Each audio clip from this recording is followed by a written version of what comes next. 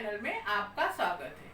आज हम कक्षा 10वीं के विज्ञान विषय के भाग 2 के पहले अध्याय की शुरुआत करेंगे।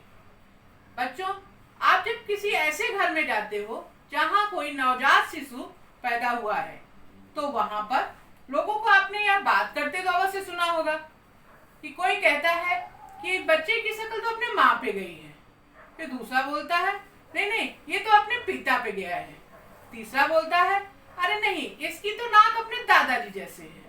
हाँ बच्चों, ये सच है कि केवल शक्ल सूरत ही नहीं बल्कि बहुत से अन्य लक्षण जैसे कि त्वचा का रंग, आंखों का रंग, बालों का लंबा या घुंघराले होना, इस तरह के कई लक्षण नवजात में अपने पूर्वजों से ही आते हैं। जैसा कि आप देख पा रहे हैं कि सजीव में चाहे वो जंतु हो या वनस्पति, सब में इस प्रकार के लक्षण परिलक्षित हो रहे हैं। इसी प्रक्रिया को आनुवंशिकता कहते हैं। अतः आनुवंशिकता को हम इस प्रकार से परिभाषित कर सकते हैं। एक पीढ़ी के जैविक लक्षणों को दूसरे पीढ़ी तक परिलक्षित होने की प्रक्रिया को आनुवंशिकता कहते हैं। लेकिन कभी कभी ऐसा भी होता है कि नवजात शिशु का चेहरा या उसकी शारीरिक बनावट अपने माता पिता या पूर्वजों से मेल नहीं खाती। कभी कभी तो ऐसा भी होता है कि किसी पीढ़ी में कुछ नया ही गुण उभर कर सामने आता है, अर्थात एक नई ही प्रजाति दिखाई देती है। यह सब गुणसूत्रों में होने वाले परिवर्तन के कारण होता है और इसे ही आनुवंशिक बदल या आनुवंशिक परिवर्तन का नाम देते हैं। बच्चों, वैसे तो आपने पिछली कक्षा में डीएनए की रचना के बारे में विस्तार से पढ़ा है, परंतु यहाँ पर थोड़ा पुनरावर्तन कर लेना आवश्यक है। सन 1953 में वाटसन एंड क्रिक नामक वैज्ञानिक ने इसकी प्रतिकृति तैयार की थी। उनके अनुसार न्यूक्लियोटाइड्स के दो समांतर धागों को एक दूसरे के साथ लपेटकर ये संरचना तैयार होती है और इस रचना को द्विसर्पिलाकार रचना कहते हैं। न्यूक्लियोटाइड्स की रचना में शर्करा के एक अणु में से नाइट्रोजन युक्त पदार्थ का अणु तथा एक फास्फोरिक अम्ल का एक अणु जुड़ा हुआ होता है। डीएनए के दो धागों के बीच 4 नाइट्रोजन युक्त पदार्थों की जोड़ियां पायदान जैसी संरचना बनाती हैं। यहाँ पर हमेशा एडेनिन के साथ थाइमिन और ग्वानिन के साथ साइटोसिन जुड़ा हुआ होता है। डीएनए के अणुखंडों को जनुक कहते हैं। ये जनुक कोशिकाओं तथा शरीर की रचना तथा कोशिकाओं के कार्यों पर पूर्णतया नियंत्रण रखते हैं। साथ ही आनुवंशिक लक्षणों व विकारों को माता पिता से उनकी संतान तक ले जाते हैं। इसी कारण इन्हें आनुवंशिकता के कार्यकारी घटक भी कहते हैं। आनुवंशिकी के संबंध में बहुत से वैज्ञानिकों ने बहुत खोज की, जिसमें से कुछ महत्वपूर्ण के नाम हम यहाँ पर लेंगे। पहला, आधुनिक आनुवंशिकता का प्रारंभ 1886 में ग्रेगर जॉन मेंडल ने किया था। मेंडल ने अपने प्रयोगों को मटर के पौधों पर किया। दूसरा, 1901 में ह्यूगो द वीस ने उत्परिवर्तन सिद्धांत के द्वारा होने वाले परिवर्तनों के कारणों की खोज की। तीसरा, सर्वप्रथम सन 1902-1903 में वाल्टर सटन ने कनखजूरा की कोशिकाओं में गुणसूत्रों की जोड़ियों को देखा। चौथा, इसके आधार पर 1944 में ओसवाल्ड एवरी, मैकलिन मैकार्थी तथा कॉलिन मैकलाइड ने खोज किया कि कुछ विषाणुओं को छोड़कर सभी सजीवों में डीएनए ही आनुवंशिकता का वहन करते हैं। डीएनए की संरचना, उसके प्रकार, गुणसूत्रों की प्रतिकृति, जनुकों की संरचना तथा कार्य के बारे में आप अपनी पिछली कक्षा में पढ़ चुके हैं। पांचवा, सन 1961 में फ्रांस के फ्रांकाइस जेकब तथा जेट मोनार्ड ने जीवाणु कोशिका में डीएनए द्वारा होने वाले प्रथिन संश्लेषण प्रक्रिया की प्रतिकृति तैयार की, जिसके कारण डीएनए अणुओं में छिपे हुए जनुकीय संकेतों को समझने में मदद मिली। वैज्ञानिकों के इन खोजों के आधार पर डीएनए के पुनः संयोजी तकनीक विकसित हुई, जिसके द्वारा आनुवांशिक विकृति का निदान करना, प्रतिबंध एवं नियंत्रण करना, उपचार करना आदि समस्याओं पर निदान करने का प्रयास किया गया। इसमें प्राणी संकर और वनस्पति संकर का प्रयास भी किया गया। सूक्ष्म जीवों के उपयोग वाली औद्योगिक प्रक्रियाओं में भी आनुवंशिकता का उपयोग किया जाने लगा। डीएनए के एक सर्पिलाकार रचना के बारे में पिछले उसमें समझ चुके हैं। अब यहाँ पर हमें यह जान लेना आवश्यक है कि आरएनए कितने प्रकार का होता है। आरएनए 3 प्रकार का होता है।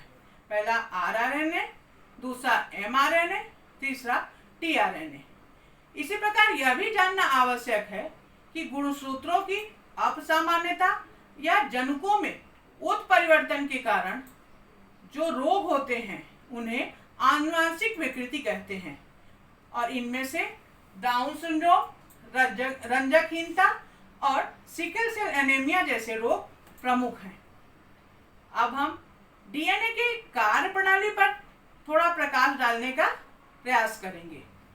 सबसे पहले हम सेंट्रल डोग्मा की बात करते हैं और उसके अर्थ को समझने का प्रयास करते हैं।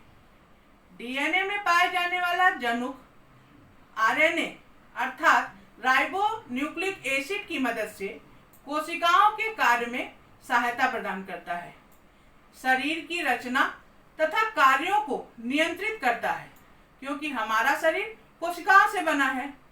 इसके अंदर पाए जाने वाले गुणसूत्र डीएनए और आरएनए सभी कार्यों पर निगरानी बनाए रखते हैं। योग्य व उत्तम प्रकार की प्रथिन अर्थात प्रोटीन का निर्माण शरीर के लिए अत्यंत आवश्यक होता है, और प्रथिन निर्माण की समस्त जानकारी जनुक में उपस्थित होती है। इसी जानकारी के आधार पर डीएनए आरएनए की सहायता से प्रथिन का निर्माण करता है। प्रोटीन निर्माण की इसी प्रक्रिया को सेंट्रल डोग्मा कहा जाता है। अतः इसे हम इस प्रकार परिभाषित कर सकते हैं। डीएनए आरएनए के माध्यम से प्रथिन निर्माण जो करता है, प्रथिन निर्माण की उस प्रक्रिया को सेंट्रल डोग्मा कहते हैं। बच्चों यह देखो, यह इसमें आपको कोशिका दिखाई दे रही है। जैसा कि आपने पढ़ा है कि कोशिका के अंदर बहुत से अंग माइटोकॉन्ड्रिया, गोल्गी काय, राइबोसोम्स, लाइसोसोम्स इत्यादि पाए जाते हैं, और ये बीच में केंद्रक दिखाई दे रहा है। इसी केंद्रक में क्रोमोसोम्स पाए जाते हैं जो आनुवंशिक घटक हैं, और यह डीएनए की सर्पिलाकार संरचना दिख रही है। इस पर पाए जाने वाले जीन्स की एक पीढ़ी के लक्षणों को दूसरी पीढ़ी तक पहुंचाते हैं। डीएनए के द्विसर्पिलाकार रचना के बारे में तो आप अच्छे से जानते हैं, अर्थात ये रचना 2 धागों के एक दूसरे में लिपटने से तैयार होती है। एमआरएनए यानी मैसेंजर आरएनए के निर्माण के समय डीएनए के 2 धागों में से एक का ही उपयोग होता है। जैसा कि आप यहाँ पर देख पा रहे हैं, दूसरे धागे के पूरक के रूप में एमआरएनए का उपयोग होता है। जब डीएनए के दोनों धागे अलग होते हैं उस समय डीएनए के न्यूक्लियोटाइड पर एमआरएनए का न्यूक्लियोटाइड स्थापित होता है, और उसमें डीएनए के न्यूक्लियोटाइड एडेनिन के साथ एमआरएनए में बनने वाला यूरोसिल अटैच हो जाता है, और यह एक नई प्रक्रिया प्रारंभ हो जाती है। ये प्रक्रिया धीरे धीरे आगे बढ़ती है और नई संरचना को जन्म देते हुए ये प्रतिलेखन के नाम से जानी जाती है। कोशिका के केंद्रक में बनने वाला एमआरएनए जब कोशिका द्रव्य में आता है उस समय वह अपने साथ अमीनो अम्ल के लिए डीएनए के ऊपर का सांकेतिक संदेश भी लेकर आता है। यह संदेश 3 न्यूक्लियोटाइड्स के समुच्चय में बाहर आता है। इसी समुच्चय को ट्रिपलेट कोडान का नाम दिया जाता है। सभी 20 अमीनो अम्ल के लिए पाए जाने वाले कोडान के संबंध में डॉक्टर हरगोविंद खुराना ने और उनके 2 साथियों ने अत्यंत महत्वपूर्ण खोज किया था। इसके लिए 1968 में उन्हें नोबेल पुरस्कार भी प्रदान किया गया है। एक mRNA हजारों कोडान से मिलकर बना होता है। विशिष्ट प्रकार के प्रथिन के निर्माण के लिए विशेष प्रकार के अमीनो अम्ल की आवश्यकता होती है। इस विशिष्ट प्रकार के प्रथिन निर्माण के लिए विशेष प्रकार के अमीनो अम्ल की पूर्ति डीएनए के संकेत पर tRNA करता है। अतः इस अवस्था में mRNA पर जिस प्रकार का कोडान होता है उसके पूरक के रूप में एंटीकोडान tRNA के ऊपर होता है। अर्थात प्रत्येक कोशिका के अंदर साइटोप्लाज्म में पाए जाने वाले राइबोसोम्स में mRNA को डीकोड करके प्रोटीन बनता है। mRNA के ऊपर ही सारे मैसेज पाए जाते हैं। 3 नाइट्रोजन बेस मिलकर एक कोडान तैयार करता है। एक कोडान एक अमीनो अम्ल के लिए कोड करता है। सारे अमीनो एसिड को जोड़कर पॉलीपेप्टाइड चेन बनती है जिसे प्रोटीन कहा जाता है और इस प्रक्रिया को भाषांतरण या ट्रांसलेशन कहते हैं। अब tRNA के द्वारा लाए गए अमीनो अम्ल के पेप्टाइड बंधों से श्रृंखला बनाने का कार्य rRNA करता है। इस बीच राइबोसोम्स mRNA के एक सिरे से दूसरे सिरे तक एक एक ट्रिपलेट कोडान के अंतर में आगे बढ़ता है। इस क्रिया को स्थानांतरण या ट्रांसलोकेशन कहते हैं। प्रोटीन निर्माण की ऐसी कई श्रृंखला एक साथ जुड़ जाती हैं तो प्रोटीन के जटिल अणुओं का निर्माण हो जाता है। यह प्रथिन सजीवों के शरीर के विभिन्न क्रियाओं को संपन्न करती है तथा उसके स्वरूप को नियंत्रित करती है। सजीव जनकों के कारण ही अपने जैसे सजीव को उत्पन्न करते हैं तथा माता पिता के कुछ आनुवंशिक गुणधर्मों को आगे आने वाली पीढ़ियों में भेजते हैं। परंतु कभी कभी इन जनुओं के न्यूक्लियोटाइड में अचानक ही अपनी जगह बदल देते हैं या इसमें कुछ छोटा सा परिवर्तन हो जाता है जिसे उत्परिवर्तन या म्यूटेशन कहते हैं। उत्परिवर्तन कभी कभी थोड़ा सूक्ष्म होता है जिसका प्रभाव बाहर नहीं दिखाई देता, परंतु यह परिवर्तन कभी कभी परिलक्षित होता है यानी बाहर भी दिखाई देता है। उत्परिवर्तन के कारण ही सिकल सेल एनीमिया जैसे आनुवंशिक विकारों का निर्माण होता है और यह निरंतर चलने वाली प्रक्रिया है जो कि डार्विन के प्राकृतिक चयन के सिद्धांत को भी समर्थन प्रदान करती है। आशा है आपको आनुवंशिकता, उत्परिवर्तन, प्रतिलेखन, भाषांतरण, स्थानांतरण आदि मुद्दे अच्छी तरीके से समझ में आ गए होंगे। अगर आपको मेरा यह वीडियो पसंद आया हो तो इसे शेयर करें और लाइक करें। हम अपने आगे आने वाले वीडियो में उत्क्रांति को विस्तार से समझेंगे।